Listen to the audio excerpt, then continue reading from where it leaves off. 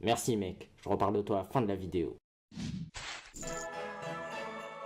Salut les gens, c'est Amal et aujourd'hui on se retrouve pour ce second jour du mois Pokémon. Et nous allons parler du second film Pokémon Le pouvoir est en toi. Commençons. Le film débute sur le point de vue d'un collectionneur Pokémon du nom de Géraldan, qui a pour objectif de capturer Lugia. Mais pour réveiller Lugia, il doit rompre l'équilibre entre Articonin, Lector et Sulfura. Et pour cela, il commence par capturer Sulfura sur l'île de feu. Après avoir capturé Sulfura, une tempête se prépare. Changement de point de vue sur le Pokégroupe qui est sur un bateau. À cause d'une violente tempête, le Pokégroupe se retrouve sur une île. Ensuite, nous voyons le professeur Chen avec la mère de Sacha au Bourg-Palais, où il commence à neiger, ce qui paraît anormal selon le professeur Chen. Ensuite, nous revenons au point de vue du Pokégroupe qui est atterri sur une île qui est en réalité une île touristique, qui à l'arrivée de chaque touriste prépare une cérémonie en l'honneur des Pokémon divins, qui sont les 3 oiseaux légendaires bien évidemment. Et puis nous faisons la connaissance de Mélodie qui sera un messagère entre guillemets dédié. Et c'est durant la cérémonie qu'une tempête de neige éclate. Selon la prophétie du peuple, l'élu doit rassembler les 3 sphères de chaque île, celle de glace, de feu et de foudre. Sacha prenant son rôle au sérieux, il décide de se rendre sur l'île de feu. Le reste du Pokégroupe le suit. Et sur cette île, il croise la Team Rocket et s'empare de la sphère de feu. Cependant, il y a Elector qui se pointe et Pikachu tente de communiquer avec lui et on apprend de cette discussion que Elector veut étendre son territoire car Sulfura n'est plus là. Et que selon lui, c'est une occasion idéale pour étendre son territoire. Cependant, il y a Géraldan qui fait son apparition et qui capture Elector. Cependant, par erreur, il capture également les protagonistes se trouvant sur l'île. Alors que Géraldan était sur le point d'attraper Articonin, les protagonistes parviennent à se libérer de leur cage et libèrent au passage Hector et Sulfura. Ce qui détruit au passage le vaisseau et le fait se cracher. Les protagonistes étant écrasés sur l'île de foudre, Sacha en profite pour récupérer la sphère de cette île. Cependant, suite à la libération de Hector et Sulfura, les 3 oiseaux légendaires décident de se battre. Et c'est là qu'intervient Lugia pour tenter de mettre fin à la bataille.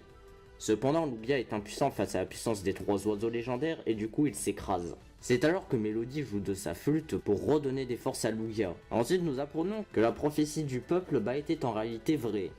Et lorsque l'équilibre qui est rompu entre Articonin, Hector et Sulfura est rompu, il faudra mettre les 3 sphères de chaque île sur un autel. Sur l'autel, il leur manque leur sphère de glace. C'est alors qu'à l'aide de Lugia, Sacha se rend sur l'île de glace.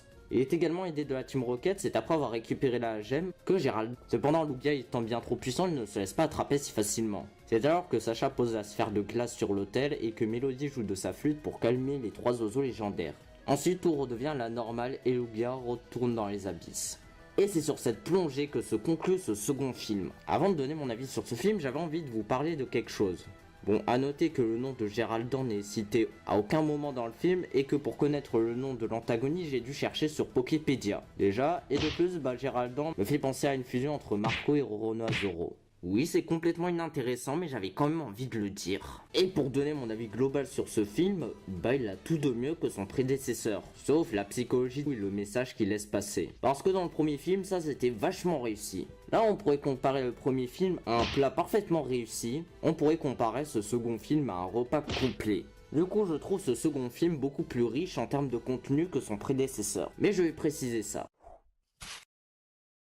Déjà, gros point positif du film, le rythme. Le film est palpitant à suivre et facile à comprendre, donc on est facilement plongé dans le délire, ce qui fait que l'on passe un agréable moment devant ce film. Bon, certes, on pourrait dire que la première demi-heure est un petit peu lente, mais elle est nécessaire au développement de l'intrigue. Et ensuite, les 30 dernières minutes du film sont tout simplement palpitantes à suivre.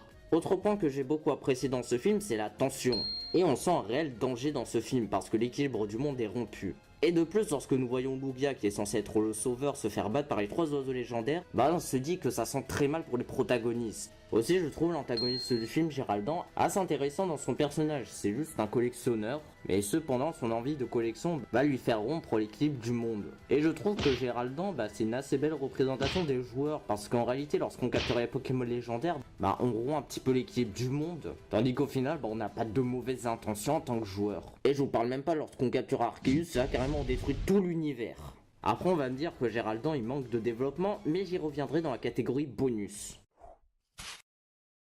Bon, par contre, pour moi, ce qui est le gros point négatif du film, mais qui en est pas tellement un au final, c'est le triangle amoureux au début du film entre Mélodie, Sacha et Ondine, qui est totalement chiant, complètement hors sujet par rapport à l'histoire du film. Enfin bon, un peu de romance dans les animés, pourquoi pas, mais là c'est assez mal amené.